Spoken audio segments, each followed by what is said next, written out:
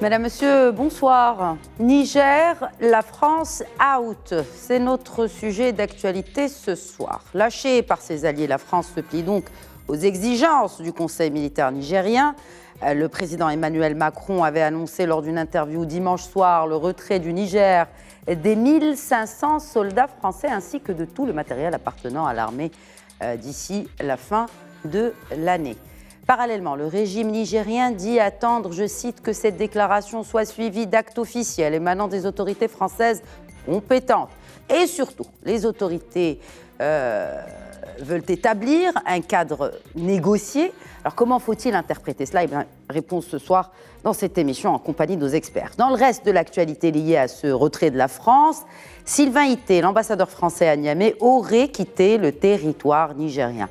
Et en parlant de diplomatie, à la tribune des Nations Unies, le ministre des Affaires étrangères du Mali a exprimé au nom du peuple malien donc et du chef d'État du Niger leur opposition aux mesures coercives de la CEDEAO. Abdoulaye Diop assure également que Bamako ne restera pas les bras croisés en cas d'action armée de la CEDEAO toujours. Par ailleurs, le secrétaire américain à la Défense a indiqué évaluer les différentes options qui concernent l'avenir de plus de 1000 soldats américains stationnés dans le pays au lendemain de l'annonce par la France donc du retrait de ses troupes. Comment va se dérouler le retrait de ces militaires ? Quel rôle le Tchad est-il appelé à jouer ? Et Wagner dans l'histoire ? Bref, beaucoup de questions d'actualité sur l'avenir de cette région du Sahel et sur la sécurité de tout un continent miné par le terrorisme. J'accueille à présent mes invités pour le débat de ce soir. Avec moi sur le plateau, l'expert en sécurité et en stratégie, colonel Hassan Saoud. Bonsoir. Bonsoir madame, merci pour votre invitation. Merci à vous de l'accepter et toujours une joie et un plaisir de vous accueillir et d'échanger avec vous sur des sujets hautement stratégiques. Se joint à nous depuis Dakar, le directeur de publication du magazine Le Panafricain, Karim Diakhaté. Bonsoir et merci de vous joindre à nous depuis Dakar. Bonsoir madame, je salue tous les téléspectateurs qui nous reçoivent sur Médina TV Afrique. Merci. Merci à vous, merci de répondre à notre invitation. Et puis, depuis Abu Dhabi, le professeur Mohamed Badine Liatioui, on ne présente plus, expert en relations internationales et en questions stratégiques. Il est donc professeur d'études stratégiques au Collège de défense à Abu Dhabi. Bonsoir, professeur Mohamed Badine Liatioui. Merci à vous également de vous joindre au débat ce soir. Bonsoir et merci pour cette invitation. Marhaba. Alors, clap de fin pour la France au Niger. Emmanuel Macron qui a annoncé donc, et je le disais dans mon introduction, dimanche 24 septembre, que Paris mettait fin, je cite, à sa coopération militaire avec les autorités de fait du Niger et que ses soldats basés dans le pays seraient rapatriés d'ici la fin de l'année. 2 mois après le coup d'État militaire. Donc, colonel Saoud, Emmanuel Macron finit par jeter l'éponge. D'abord, est-ce que c'est une surprise ? On l'attendait moins du côté de beaucoup d'observateurs. Ce bras de fer entre les nouvelles autorités du Niger et la France ont fini par venir à bout de cette résistance française qui voulait que le contingent reste. Maintenant, la messe est dite. Il y a une fin de coopération militaire avec le pouvoir, avec le Niger, mais il y a un repli ordonné. Voilà, justement, parce que les mots choisis par le président de la République, c'est la fin de la coopération militaire. C'est cela. Oui. Donc, il ne s'agit que du volet militaire, finalement. Non, il y a aussi la fin de l'aide au développement et de la paix au budget. Très bien. Ce sont des rubriques qui ont été annoncées dans le communiqué. Maintenant, et vous l'avez dit en préambule, les nouvelles autorités nigériennes veulent un calendrier négocié. Et donc, c'est là où on se situe. On ne reconnaît pas des nouvelles autorités et on est obligé de discuter avec elles tout ce redéploiement, cette réarticulation, comment on pourrait l'appeler. Mais c'est vrai qu'il faut un calendrier Qu'est-ce qu'on veut dire par un cadre négocié? C'est-à-dire, est-ce qu'il faut sécuriser les convois? Après, on va bien sûr parler de la logistique, mais vraiment juste pour comprendre davantage ces termes utilisés par les autorités nigériennes. Négocier, ça veut dire que nous restons souverains. C'est une expression de souveraineté, finalement. On doit négocier comment le faire, sur quelle direction, où vont les contingents, est-ce qu'ils vont rentrer directement en France, est-ce qu'il y a des possibilités de projection sur certains pays qui le demanderaient, par quels moyens ferroviaires, terrestres ou maritimes, étant entendu évidemment que l'espace aérien est interdit aux aéronefs français. Sauf exception, mais bon. Sauf exception, mais bon, c'est tout ça qui va être discuté. Dans quelle proportion et quels sont les acteurs de la négociation, je ne peux pas vous dire. En tout cas, il y a encore certains éléments français qui sont au nord du Niger. Une centaine qui doivent être repliés sur ce qu'ils appellent la base aérienne de projection, c'est-à-dire Niamey. Voilà. Et donc, nous en sommes là. Mais évidemment, le repli nécessite beaucoup de temps. Et je ne sais pas si on pourrait d'ici là se mettre d'accord sur le calendrier. Voilà où est-ce qu'on en est. Très bien. Et se mettre d'accord surtout que jusqu'ici, eh bien, les autorités françaises, vous avez bien fait de le préciser, étaient en contact avec le président déchu, Mohamed Bazoum, qui est, rappelons-le, toujours retenu avec plusieurs membres de sa famille à Niamey, qui est privé de liberté. Et on défend aussi, évidemment, l'ordre constitutionnel, mais bon, je pense que nous allons vers un fait accompli, sauf que le mot « ordonné » est très important pour moi, parce que la débâcle du repli américain à Kaboul reste vif dans les esprits. Absolument. Alors, peut-être direction Dakar, cher confrère Karim Diakhaté, peut-être un mot sur la réaction de la communauté ouest-africaine suite à ce discours qui sonne finalement la fin de la présence française au Niger. On peut le penser. En réalité, c'est quelque chose qui s'est amorcé depuis quelques années. Si vous vous rappelez, il y a eu un débat au niveau du Sénat français il y a juste un an. Un débat qui portait justement sur les conditions de ce déploiement de ce qui restait des troupes françaises au niveau du Sahel. Vous savez que les soldats français avaient quitté le Mali dans un premier temps. Il y a quelque temps, ils étaient persona non grata au Niger, au Burkina Faso. Et maintenant, avec le Niger, c'est une nouvelle donne. Qu'est-ce qui a amené cette situation? Je pense qu'au niveau de la France, depuis plusieurs années, ils étaient conscients de cette nouvelle donne qui était en train de s'amorcer. Parce qu'en réalité, avec tout ce qu'il y a eu au niveau du Sahel, tout ce qu'on a pu reprocher à la France, un peu le fait qu'il y a eu sur place dans ce qu'on a pu appeler la lutte contre le terrorisme, il a fallu, avec le redéploiement de Barkhane, se rendre compte que la France était plus ou moins à l'étroit. Et cela s'est vérifié avec donc toutes ces transitions. Ces coups d'État n'ont pas permis à la France de garder toujours la même mise sur ce qui était toujours considéré comme sa chasse gardée. Par conséquent, ce départ du Niger était attendu, même si le président Emmanuel Macron a voulu certainement faire jouer un peu les prolongations.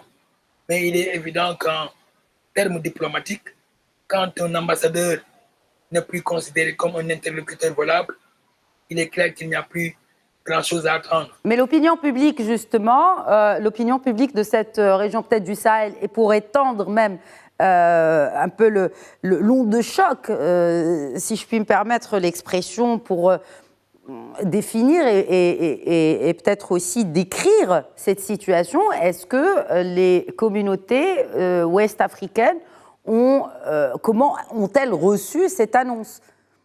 L'ont-elles applaudi ou c'est passé inaperçu parce que c'était de toute façon prévisible? En réalité, c'est vrai, les gens s'y attendaient. Même si c'est vrai que quelque part aussi, dans le même temps, il y avait des craintes d'une crispation parce que Emmanuel Macron avait montré une certaine intransigeance en exigeant du pouvoir de Niamey de libérer le président et dans le même temps également de rendre le pouvoir, ce qui était absolument impossible.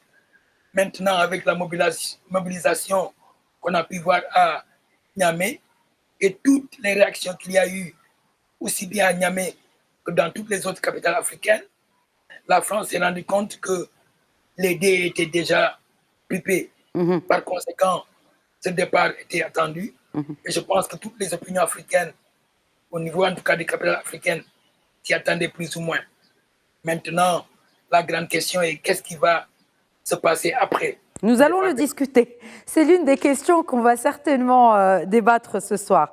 Alors toujours, on dresse un état des lieux d'abord avant d'analyser l'après, mais maintenant, aujourd'hui, après ce revers d'abord au Mali et maintenant au Niger, est-ce que ce n'était pas rattrapable avant que les choses ne dégénèrent et arrivent au point où elles en sont aujourd'hui, Mohamed Badiliati? Oui.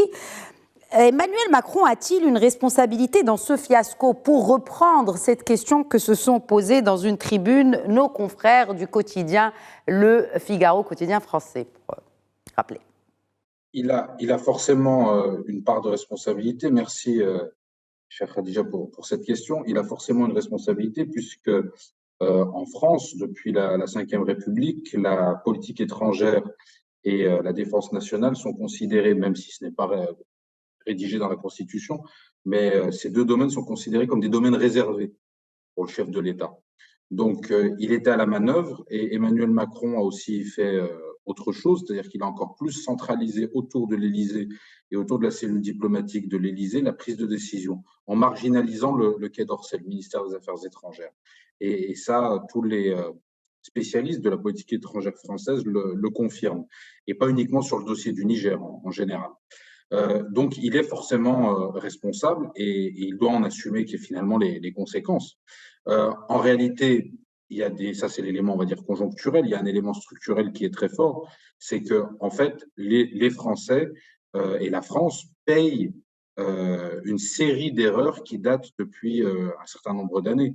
Que ce soit au Mali ou même au Niger, et on va dire dans l'ensemble du Sahel, il y a eu une militarisation de la politique étrangère qui a été faite au détriment de l'outil diplomatique. Et ça, on en est conscient. Vous savez, normalement, on parle des trois, des diplomatie, défense, développement. Et là, il est clair que, en fait, l'élément, on va dire, défense a été mis au centre du jeu et on a mis de côté l'outil diplomatique et bien sûr les instruments de développement. Donc, on paye un certain nombre de conséquences de décisions qui a été prise par François Hollande et qu'Emmanuel Macron finalement a continué. Et on paye aussi un ensemble de contradictions de la diplomatie française qui en fait remonte, si on veut faire un peu d'histoire, selon moi, au discours de la boule de François Mitterrand en 1990. Des indépendances dans les années 60 jusqu'à 1990, la France, on appelle la France-Afrique, en fait, c'était… Ce qu'on appelle ou ce qu'on appelait? Après, est-ce qu'on peut toujours parler d'une France-Afrique, Mohamed Badiliati? En fait, c'est une France-Afrique qui s'écroule, mais on paye les conséquences des contradictions depuis 1990. De 1960 à 1990, on avait des chefs d'État africains qui étaient loyaux à Paris. En échange, ils avaient une espèce de protection des bases militaires, de l'aide au développement, etc., etc. Tout un tas de programmes économiques et sécuritaires et un appui diplomatique constant. À partir de 1990, on met la conditionnalité. François Mitterrand dit qu'il y a une conditionnalité pour l'aide, il faut la démocratisation, le multipartisme, etc. Sauf que la réalité, quand on fait le point en 2023, on se rend compte que ça a été un peu à la carte. Et les Africains, qu'ils soient militaires, politiques, société civile, etc., se rendent compte à juste titre que ça ne peut pas être à la carte et que les principes sont des principes où ils doivent être finalement complètement revus. Et ils se rendent compte de la contradiction des différents gouvernements français depuis 1990 qui ont suivi quelque part la voie de François Mitterrand, hein, si on fait une analyse dans les grandes lignes.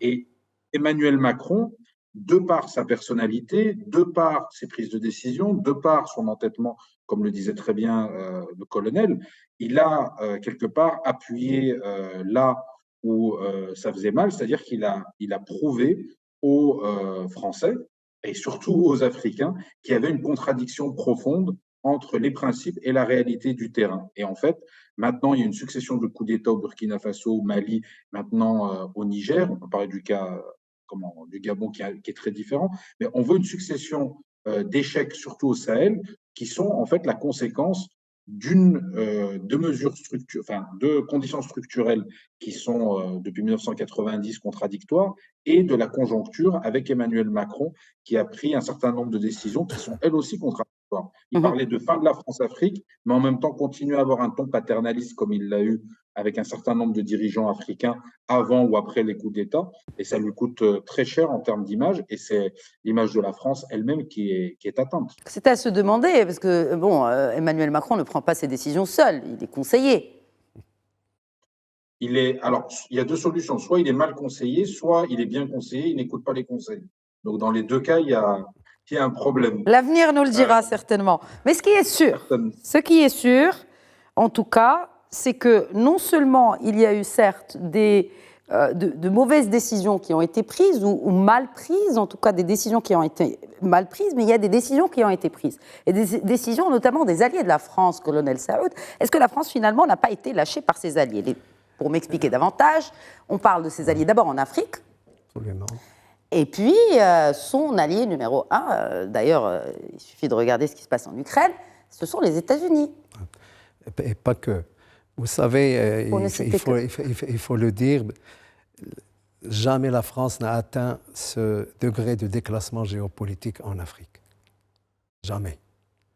Et quand on fait une cartographie de sa présence, on constate qu'elle est en train de se réduire comme peau de chagrin. Il reste le Sénégal, la Côte d'Ivoire, le Tchad, le Gabon, le Tchad. Nous en parlerons, hein, le Tchad, Djibouti.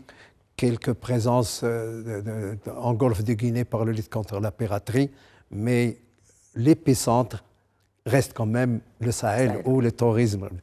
Bon, c'est les alliés, il faut commencer par ceux qui sont d'abord sur le territoire nigérien.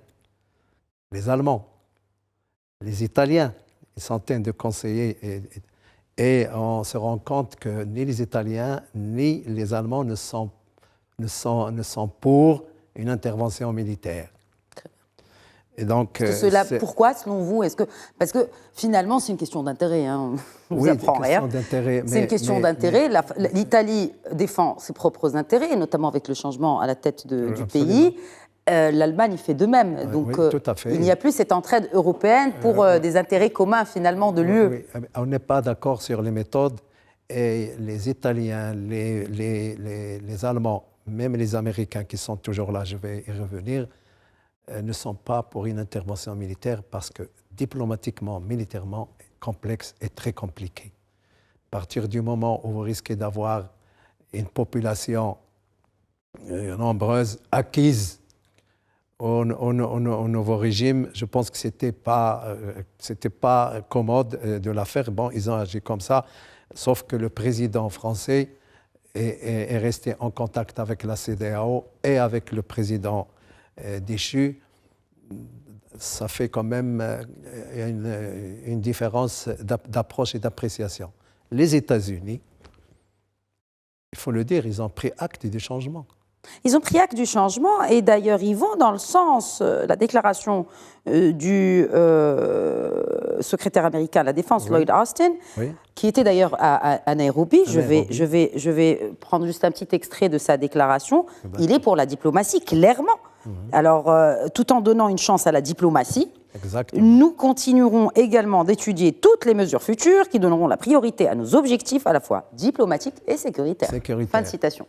Et il faut signaler aussi que les avions de reconnaissance, de renseignement sont déployés, sauf que les troupes à terre sont encore mobilisées. Mais les États-Unis ne sont pas mis en cause par la nouvelle junte au Niger. Donc nous en sommes là, des visions différentes de certaines coalitions qui sont censées s'entendre, mais là, il y a vraiment un gap important dans les appréciations que le président français assume et dont il est responsable, parce que vous savez, on n'oublie pas des séquences politiques où des événements comme ça se produisent. Vous savez, tout passe sauf le passé. On l'oublie rarement. Et donc, le passé est ancré dans une population africaine dont la morphologie a changé. Et dont la population n'accepte plus ni la condescendance, ni l'ingérence, ni les conseils, ni le paternalisme. Et il se trouve que... Surtout qu'il y ait une alternative qui est à l'opposé de cela. Absolument. On ne citait que la Chine. Parce Absolument. qu'aujourd'hui, il n'y a pas que la France. Enfin, il y avait peut-être la France-Afrique. Aujourd'hui, il y a la France-Chine. Oui. Il y a la France-Turquie. Oui, il y a la France-Russie. Ah, pardon, excusez-moi. L'Afrique. L'Afrique-Russie. Afrique-Russie. Afrique-Inde. Exact. Afrique-Europe. Afrique-Chine. Afrique-Iran. Pourquoi pas? Mais il y en a. Afrique-Turquie, comme vous l'avez dit. La France n'a pas compris ce qu'on appelle maintenant la mondialisation de l'Afrique. L'Afrique a été l'objet d'une ruée de toutes les grandes puissances pour les intérêts, comme vous l'avez si bien dit. Eh bien, le précaré dont on croyait qu'il était acquis ad vitam aeternam, il est en train de tomber, malheureusement. Pourquoi, madame? Parce que la France a perdu ses capteurs territoriaux dans ces régions-là. Ils n'ont pas... Est-ce qu'ils ont vu venir ce qui allait se passer au Niger? La réponse est non. Parce qu'avant, on était quand même assez renseignés, mais bon. Et c'est dommage qu'il y ait cette coupure entre la population et la France, évidemment, et ces dirigeants-là sont obligés d'aller dans ce sens. Et on voit que, paradoxalement, une population est pour les changements inconstitutionnels. Et ça, on n'y peut rien.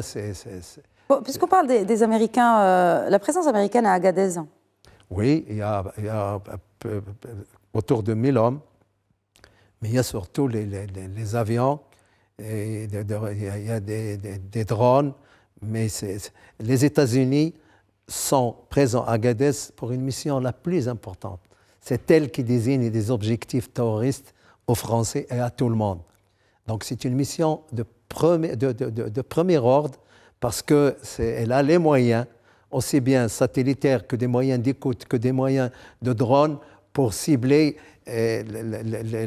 certains dirigeants parce qu'ils ont réussi quand même à faire cette guerre d'attrition en éliminant beaucoup de dirigeants terroristes. Il faut le signaler parce qu'il ne faut pas jeter le bébé avec l'eau de bain. Il se trouve que ça va laisser du vide. Incontestablement, on verra par la suite comment les choses vont se dérouler. Karim Diakhaté, alors, quid de l'appui de la CEDEAO finalement? Est-ce qu'il n'y a pas eu... ils ont un peu battu en retrait finalement par rapport à cette intervention commune au Niger? Oui, mais écoutez, cette nouvelle posture de la France a certainement, disons, faussé toutes les prévisions, en tout cas tout ce qui était mise en œuvre par la CEDEAO, certainement dans ce cadre-là. Vous savez, la CEDEAO avait eu à donner un ultimatum au pouvoir de Niamey pour débarrasser le plancher, si l'on peut utiliser cette expression. Mais en réalité, c'était sous le couvert d'une éventuelle, disons, participation de la France. D'ailleurs, j'avais eu, dans le cadre d'une chronique, à dire est-ce que ce ne serait pas une guerre par procuration? En réalité, et le colonel l'a dit fort justement, il se passe que la France a été quelque peu dépassée par les événements. Même si, au niveau de la France quand même, ils avaient prévu un peu toute cette évolution au cours des années. J'ai cité tout à l'heure le rapport du Sénat français en 2013 qui avait anticipé sur tous ces mouvements centrifuges au niveau aussi bien de la jeunesse africaine que des leaders, des dirigeants et de la classe politique d'une manière générale. Mais malheureusement, les gens n'en ont pas tenu compte. Exactement. La CEDEAO actuellement est quelque peu prise dans son propre piège en réalité, parce qu'elle attendait certainement au soutien aussi bien de la France que de l'Union européenne ou des États-Unis, mais les États-Unis ont très vite fait comprendre qu'ils n'allaient pas s'immiscer dans une guerre qui n'avait pas de raison d'être.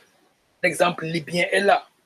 On ne voudrait pas que le Sahel se transforme en une nouvelle, disons, en un nouvel Afghanistan. Par conséquent, ils ont eu raison d'appeler quand même au dialogue pour faire en sorte que véritablement ce qui s'est passé avec les autres transitions puisse se faire avec le Niger. Oui, mais quand on voit que la CEDEAO maintient quand même les sanctions, et quand vous dites qu'on ne voudrait pas d'un second Afghanistan, pour reprendre vos termes, si on laisse effectivement s'installer la misère à cause de sanctions, est-ce que ce n'est pas finalement un terreau fertile pour que ce terrorisme déjà présent, qui mine déjà le pays, ne prolifère à une vitesse grand V? Justement, c'est là le paradoxe. Comment comprendre que la CEDEAO puisse imposer au Niger des sanctions qui vont certainement amener des difficultés au niveau des populations? Voyez-vous, dans d'autres régions du monde, il y a des situations de crise, mais pour autant, il y a des couloirs humanitaires qui sont prévus pour permettre le passage des médicaments, de la nourriture. Mais dans ce cadre-là, la CEDEAO a failli. Voyez-vous, les problèmes vont certainement s'amplifier au niveau de la zone des 3 frontières, des frontières entre le Mali, le Burkina Faso, le Niger, mais également le nord du Bénin, le nord du Tchad, le nord du Togo. Par conséquent, je pense que la CEDEAO devrait revoir sa copie et faire en sorte que ces sanctions, si donc la CEDEAO veut qu'elles prospèrent, puissent s'appliquer directement aux putschistes comme ils l'entendent. Mais en réalité, les sanctions qui sont imposées aux populations n'aident pas véritablement ces populations. Et il faut le reconnaître, la mobilisation qu'on a vue à Niamey, véritablement, pas dans le sens d'un appui au CNSP, au pouvoir, et par conséquent, ce sont les plans de la CEDEAO qui sont faussés. Très bien. De mon point de vue. Oui. Alors, si on parle de la CEDEAO, il faudrait aussi qu'on parle de cette alliance du Sahel. Est-ce qu'on peut parler d'une réelle alliance aujourd'hui du Sahel? Mohamed Badiliati, oui. Est-ce que le Niger... Alors, Mali, out, France, out, Niger, France, out. Est-ce qu'on pourrait peut-être s'attendre à un effet domino? Est-ce que le Tchad est stable? Est-ce qu'on ne risque pas de vivre aussi, dans les mois, les semaines à venir, un nouveau coup d'État, peut-être au Tchad? Quel rôle ce pays est appelé à jouer? C'est la dernière carte, si on peut l'appeler ainsi, la dernière carte de la France dans le Sahel. C'est la dernière carte de la France dans le Sahel, tout à fait. Et en plus, on est là face à la matérialisation de la contradiction d'Emmanuel Macron, puisque à la mort d'Idriss Déby, il a reconnu immédiatement le fils, ce qui pose aussi question sur le soutien à la démocratie, tel qu'il a voulu défendre cette position de manière, on va dire, assez forte pendant 2 mois dans le cadre du Niger. Et là, ça pose vraiment question, parce que si le Tchad tombe et que Déby est retiré du pouvoir par une junte militaire, là, ça voudra dire vraiment que la France n'aura quasiment plus pied, en tout cas dans des pays dans lesquels elle était très fortement implantée. Donc il y a un vrai risque. Je pense que là, on en est conscient. Reste à savoir si Emmanuel Macron écoutera les services de renseignement, tels que la DGSE, s'il écoutera les gens qui sont sur place, si aussi il se rend compte de ce qui est en train de se passer. Ça, il faut aussi se poser la question, puisque là, on est en train de vivre une accélération de l'histoire. On parle du dernier endroit, en fait, où la France pouvait montrer qu'elle était encore une puissance certes moyenne, mais une puissance quand même. Et ça serait une perte terrible pour la France, une de plus, mais là, ça serait vraiment la fin de sa profondeur stratégique. Beaucoup de militaires français défendent l'idée de profondeur stratégique française en Afrique, et en particulier dans le Sahel. Et là, ça serait non pas uniquement une perte de prestige et une perte d'influence, comme mes confrères l'ont très bien rappelé avec les nouveaux acteurs très importants, Chine, Inde, Turquie, États-Unis qui sont maintenant sur place, et la Russie bien sûr, mais ça serait vraiment quelque chose de symboliquement très fort, et la fin d'un chapitre qui a commencé quelque part tout de suite après les décolonisations. Et pour vous répondre très directement, je pense que oui, le Tchad est en très grand danger, et que Emmanuel Macron devrait y faire attention. Mais je pense que, vous savez, on est dans une... En fait, quand il fait attention à un pays, il finit par tout gâcher, hein, j'ai envie de dire. Parce que est-ce qu'il faudrait juste pas qu'il fasse attention au Tchad pour éviter ce qui s'est passé pour le Niger? Parce que sur ce même plateau, et cela fait rire, on le voit pas à l'antenne, à l'écran, mais cela fait rire Colonel Saoud, on en parlait. Et on disait que le Niger, Colonel Saoud, vous vous souvenez, on disait que le Niger, non, ça craignait pas, après le Mali, parce que la France, elle est bien installée là-bas. Mais je vous l'avais dit ici même. Oui. Vous m'aviez posé la question et j'ai dit c'est tel pays qui est le prochain. Le prochain. Vous vous rappelez? Oui. Avec des collègues qui n'étaient pas d'accord. Et peut-être, nous allons éviter de nous projeter pour le Tchad ce soir, n'est-ce pas? Mais Mohamed Badiliati, oui, juste pour vous laisser peut-être finir, est-ce qu'aujourd'hui, on peut encore parler d'une certaine alliance au Sahel pour combattre ce terrorisme? Non, l'idée du G5 Sahel telle qu'elle a été pensée, cette idée de base, et ce G5 Sahel tel qu'il a été pensé au départ, est une idée qui est morte. Très bien. Le G5 Sahel tel qu'il a été construit, pensé, avec notamment un collège de défense, par exemple en Mauritanie, à Nouakchott, avec des gens très compétents qui allaient former les gens sur place. Il n'y avait pas de corps professoral permanent, mais il y avait des gens de très grande qualité qui y allaient. On voit que ça n'a pas fonctionné, parce que, en fait, il y a un problème, si vous voulez, à plusieurs niveaux. Il y a un problème déjà de manque pour chacun de ces États d'institutions solides, si vous voulez, au préalable, et on cherche ça c'était la volonté un peu française, de constituer quelque chose par le haut et de mettre en place un cadre, on va dire, commun. Donc ça posait beaucoup de problèmes en termes de coordination, en termes de coopération, et en termes aussi de solidité déjà pour chacun des 5 membres du G5 Sahel. Et là, avec tous les changements qu'on a eus, les coups d'État, etc., dans un certain nombre de pays que vous avez cités, c'est sûr que là, le projet est un peu mort-né, sachant qu'en plus, les gens qui ont pris le pouvoir sont radicalement anti-français et anti-Macron. Donc, d'ici 2027, je ne pense pas que ça ira de l'avant, puisque sans la volonté française, ça ne peut pas aller de l'avant. On voit qu'il y a un problème de communication entre les nouveaux dirigeants et Paris, et que ce n'est pas prêt de s'arranger, je pense.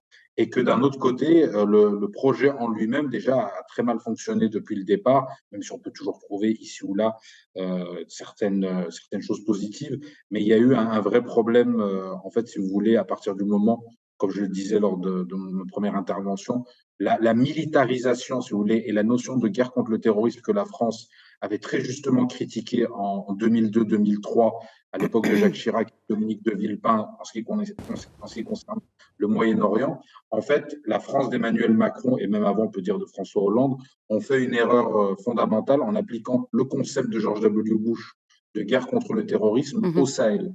Et en fait, on voit que quand c'est pas une vision globale et multidimensionnelle, on va vers l'échec, puisqu'on n'a pas les sociétés civiles qui sont finalement avec vous dans cette lutte et non pas guerre contre le terrorisme. Et puis vous renforcez le terreau, comme vous l'avez dit, avec les sanctions finalement, puisque c'est les populations civiles qui en sont victimes, et vous créez un rejet, même au sein de certaines élites, qu'elles soient militaires ou civiles. Alors, justement, la nature a horreur du vide, hein.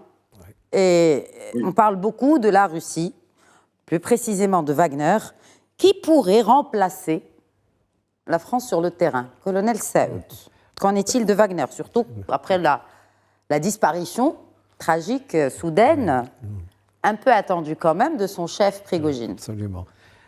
Tout d'abord, il faut préciser quelque chose, si vous le permettez, Khadija, c'est que le Tchad, en dépit de ce qu'on peut en penser, reste le seul pays qui combat le terrorisme sur beaucoup de fronts, parce qu'il en a les capacités.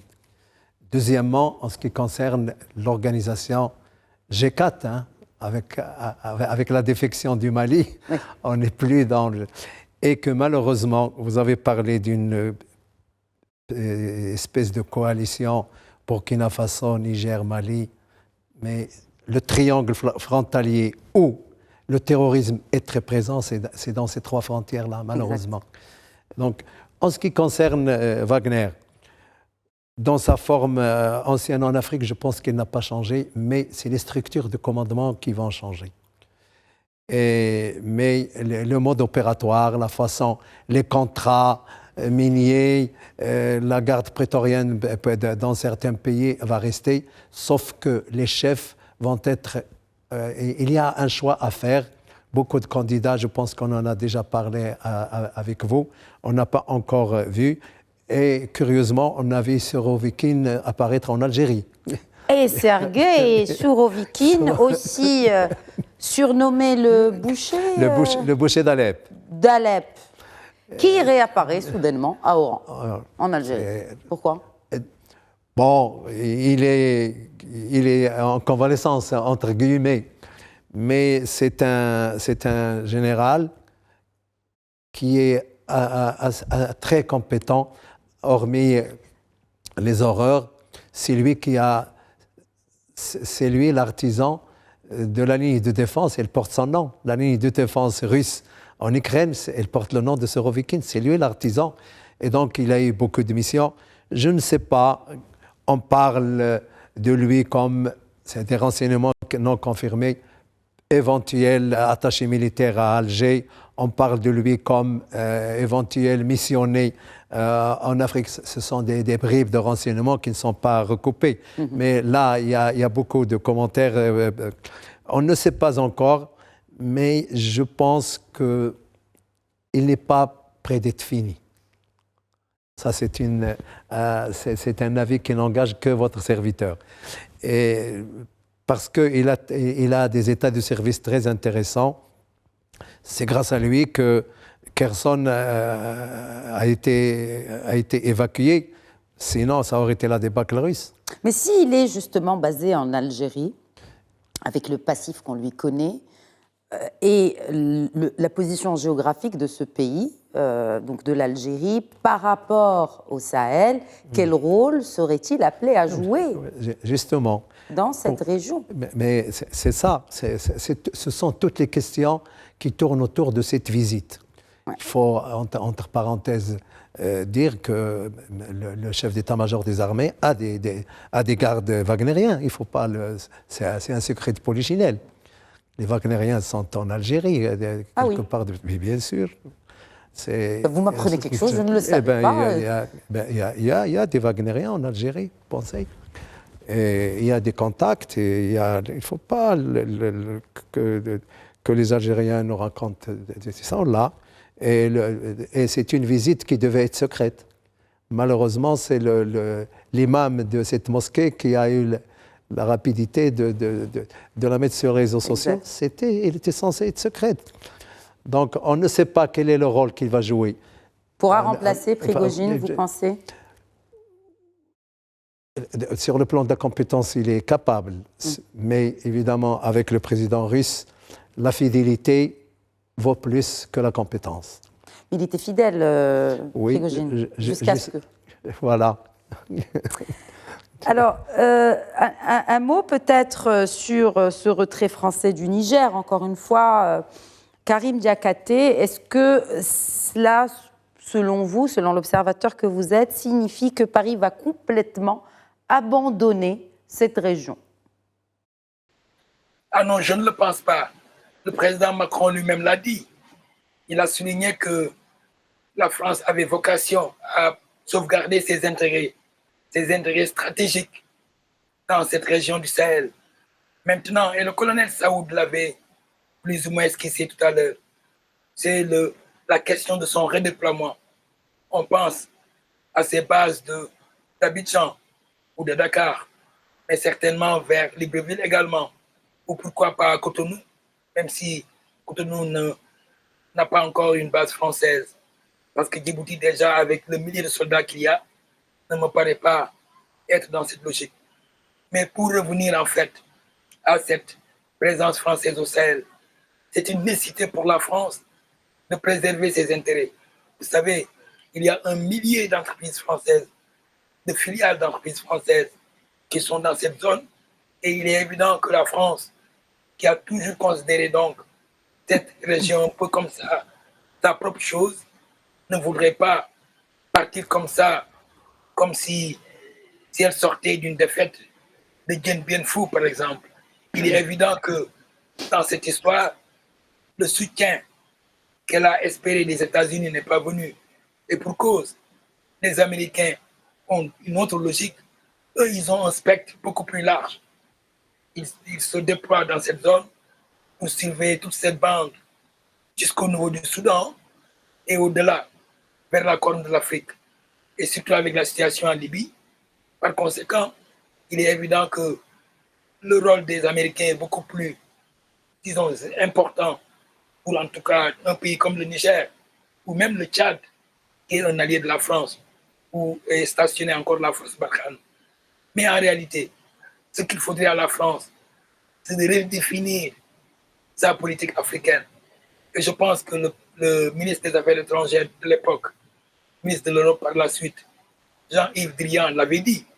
Il avait dit qu'il fallait refonder la relation entre la France et les États africains. Malheureusement, cela n'a pas été suivi d'effet et ce qui cause maintenant tous ces problèmes auxquels on assiste.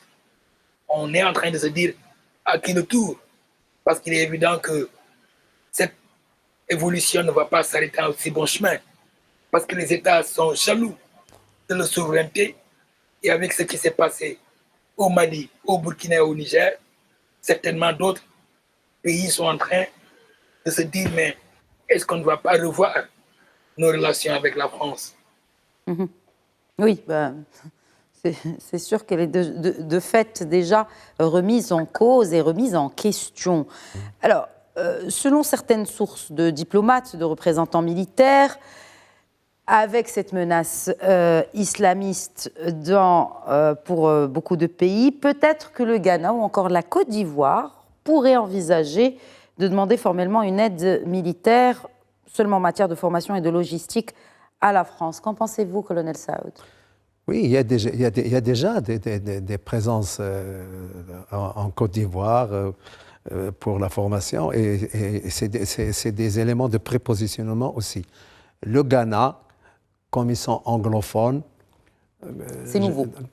C'est nouveau, mais je n'ai pas d'informations précises sur Est-ce qu'on a des informations précises justement sur le redéploiement? Pourquoi j'ai parlé de cela? Vraiment pour aller sur cette question de redéploiement. On parle d'un redéploiement des forces armées françaises qui étaient présentes sur le sol nigérien vers le Tchad, mais pas tous les 1500 soldats seront positionnés au Tchad. À la demande des dirigeants. Ça a été bien défini par le président lui-même et le ministre de la Défense. Il y a la possibilité, évidemment, de la Côte d'Ivoire, du Sénégal ou du Bénin, mais ça sera, il y a des discussions en ce moment même pour voir comment redéployer ceux qui vont aller en France et ceux qui sont censés avoir un point de chute en Afrique. Ce n'est pas encore réglé. Il y a le problème des Mirage 2000. On ne sait pas certainement qu'ils vont retourner en France. Il y a le problème des drones Reaper aussi, dont il faut trouver, peut-être parce qu'ils sont nécessaires dans un terrain comme celui-là, et on va les replier. Donc il y a beaucoup de détails qui doivent être discutés selon les besoins des pays de la région et selon leurs demandes. En tout cas, ce qui est sûr, c'est que ce départ va laisser quand même un vide si on ajoute aux missions des Nations Unies, notamment au Mali, qui sont censées repartir aussi. Il y a à se poser la question sur le vide, et vous l'avez dit, la sécurité comme la nature n'aime pas le vide. Et là, il faut s'attendre déjà qu'il y a un gain de terrain du terrorisme dans cette partie-là, Mali, Burkina Faso et Niger. Et les entités terroristes sont en train de gagner du temps avec des bilans énormes et une situation humanitaire de déplacés dans les pays voisins. Quels sont les risques justement imminents, immédiats? C'est la prolifération. La prolifération avec certaines... il y a même des scénarios qui parlent de certains pays non encore touchés. Je ne citerai pas les noms, mais il y a cette imminence-là. Si on ne prend pas les mesures nécessaires pour ça, eh bien, ça ne peut être collégial. Ça ne peut pas être que collégial. Le triangle des 3 frontières doit être un objectif majeur des 3 pays qui sont concernés. Sinon... Là, on parle du Niger, Burkina Faso, Mali. Voilà. C'est là l'épicentre. Et c'est ça qui a fait toute cette métastase qui est partie vers d'autres parties de l'Afrique, parce qu'il y a des États faillis, il faut le dire, sur ce plan-là.